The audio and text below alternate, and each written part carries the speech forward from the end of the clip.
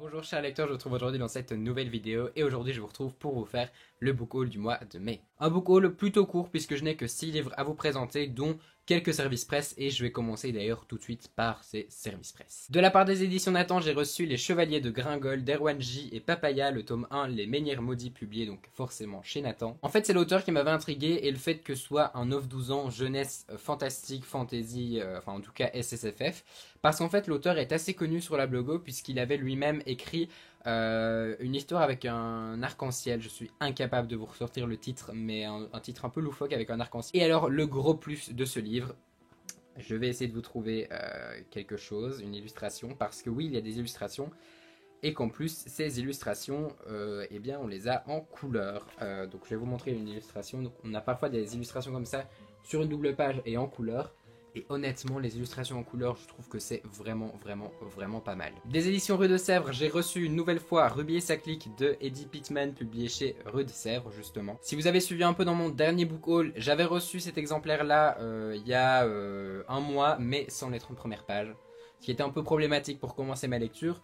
Du coup, j'ai renvoyé un mail aux éditions Rue de Sèvres qui m'ont très gentiment renvoyé un deuxième exemplaire, et je suis juste trop content d'avoir ce deuxième exemplaire.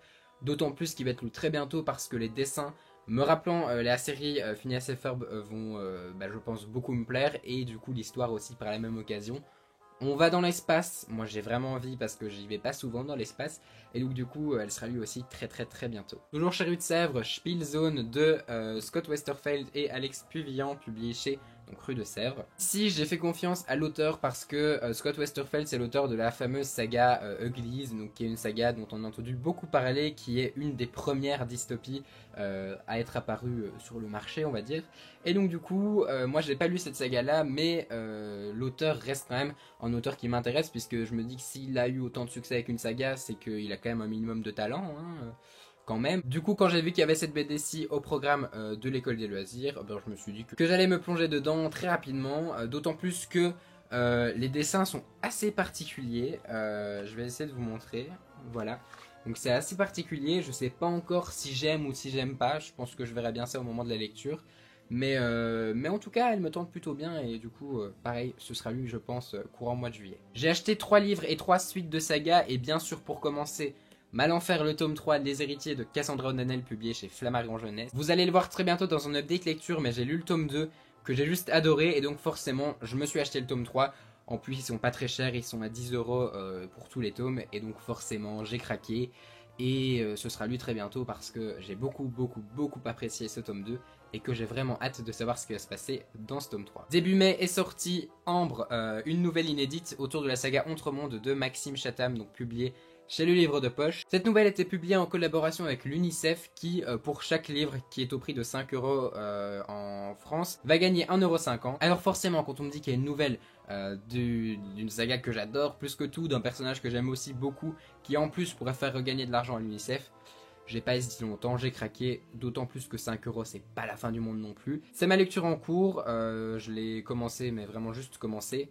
Et rien que les 30 premières pages, j'accroche déjà énormément. A savoir, pour ceux qui se demandaient, c'est une nouvelle qui peut apparemment être lue avant comme après la saga. Il n'y a donc pas de spoil concernant la saga principale. Et ça, c'est plutôt cool. Et plus ou moins au même moment, il y avait le tome 7 d'Autre Monde, donc la saga principale de Maxime Chatham, Genèse, qui était publié au livre de poche. Je sais, vous allez vous dire que j'ai déjà cette suite, j'ai déjà ce tome 7 en grand format. Je l'avais trouvé pour pas très cher dans un déstockage de librairie. Mais comment vous dire que j'ai absolument toute la saga en poche. Voilà, quand il est sorti, j'ai craqué. Oui, il coûte 10,95 €, c'est déjà beaucoup, mais c'est quand même une de mes sagas préférées au monde, pour l'instant en tout cas. Et j'ai vraiment hâte de lire. En plus, j'avoue, le tome 7 aurait pas été très pratique à lire si je voulais l'emmener en vacances ou pour des trajets en voiture. Du coup, c'est l'excuse que je me suis un peu choisi pour craquer quand même pour ce tome 7. J'avoue, j'ai été faible sur ce coup-là. Voilà, c'est la fin de ce book haul. J'espère que cette vidéo vous a plu. S'il y a un de ces livres que vous avez lu ou qui est dans votre pad ou qui vous intrigue, n'hésitez pas à me dire tout ça dans les commentaires. N'hésitez pas aussi à me parler de votre lecture en cours, vous savez que ça m'intéresse toujours. Si vous avez aimé cette vidéo, n'hésitez pas à mettre un petit pouce vers le haut et à vous abonner à la chaîne pour suivre toutes mes péripéties sur YouTube. Je vous souhaite d'excellentes lectures et je vous dis à très bientôt dans une prochaine vidéo.